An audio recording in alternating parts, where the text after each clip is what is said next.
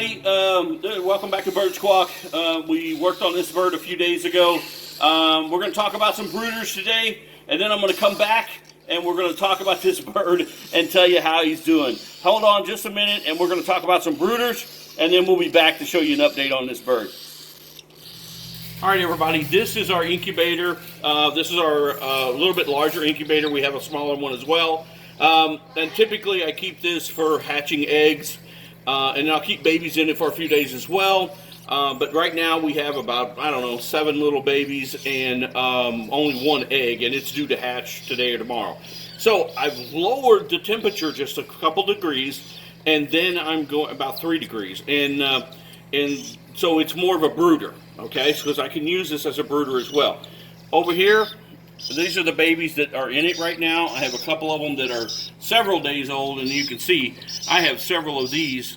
I think there's, I don't know, 5 or 6 in there. There's an egg that's getting ready to hatch. It's peeping. And so I'm using this as a brooder. So I wanted to set this up for you. So this is the bottom tray, okay?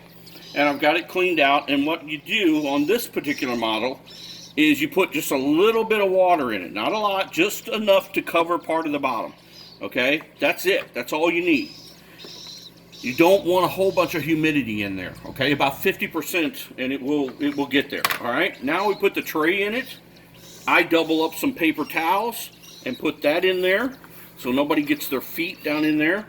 Now the bigger guys, I just put them in, and then these smaller guys, I like to give them a little bit more room, so I take them and out of this littler tray and put them in this little bit bigger one. I was just cleaning it, so I had them in this one. And look how tiny these guys are. One of these hatched, I think, last night, and these are all within 2 days old. All of these have hatched within the last couple of days. And there's an egg right there that's peeping, and so it should hatch within the next day or so.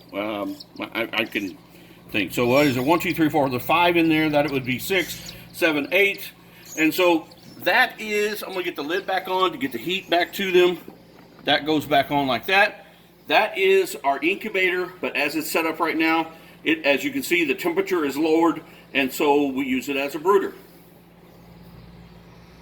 All right, everybody, I get tons of questions about this particular brooder.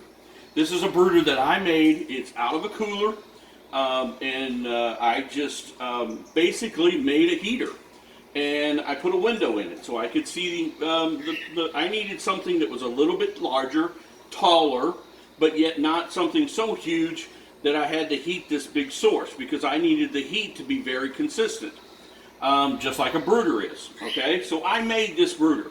The cooler's insulated, of course, and so as you can see, I put papers and lined the bottom with paper towels. I cut a window in it. I never cut these bolts off. I should. And I have the next one I build. I'll do a little. This is prototype number 1. So anyway, what I did then on the inside is I put a light source in it with a small bulb. It heats up better than you think. I put a fan in it and drilled some holes around the edge. Not very big, but just enough to keep air moving. As you can see, I try to keep these as clean as possible, but the dust does, the dander does get on them. And being electric, you don't, you kind of spray it off, but that's about all you can do. You keep it clean, I bleach it out, and so on and so forth. Now, if you swing over here, you can see that I have a thermostat in there, okay? And that's this. That's how I read the temperature. And so, and it's fairly accurate. This I got at one of the box stores and just hung over the side. And then I wired up a light bulb, and I wired up a fan, and that's my heat source. And this is just to keep air circulating a little bit inside there so we don't have hot spots. All right? And then typically I keep the lid down. I adjust the heat based upon this switch over here. I had to get power to things, so I built a switch. And I have control of the fan, okay, the speed of the fan, and then I have control of how bright the light gets. So if you see the light going on and off, Of course, the brighter it is, the hotter it gets, okay?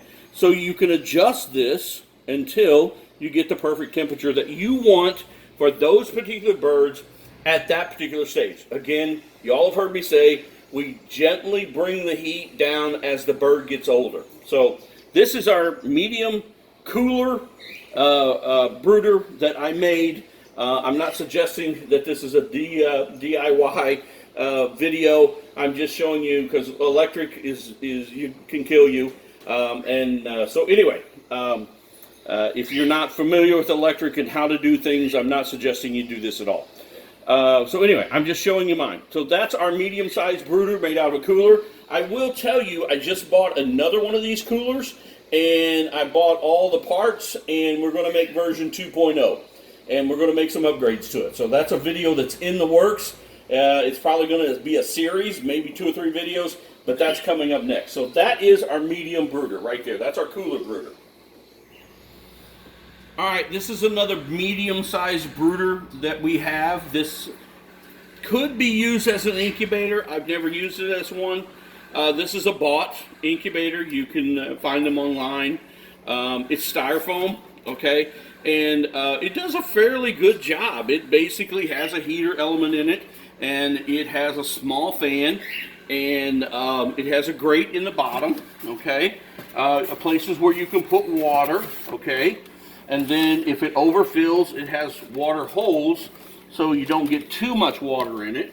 You put the grate in just to keep the feet away from it. Again, I go back and I put paper in here just as a little extra barrier.